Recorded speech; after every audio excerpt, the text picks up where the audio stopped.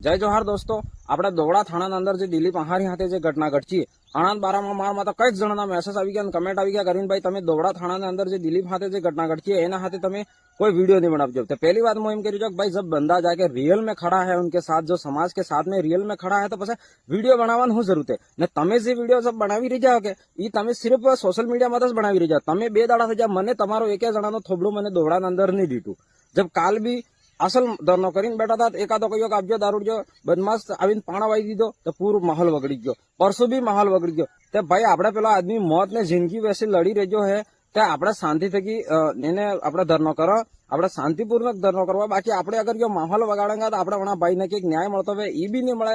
તો ભાઈ એ શાંતિ બનાવી રાખો ને વિડીયો બનાવવાની જે તમે વાત કરો તે आदिवासी समाज एक मारा परिवार है। अगर मुझ मारा परिवार नो नहीं तो पस मुझ केनो ही नहीं। तो दोस्तों वो आदमी अबार जिंदगी मौत ने वैसे लड़ी रहो है, तो मोरे कोई बीजू था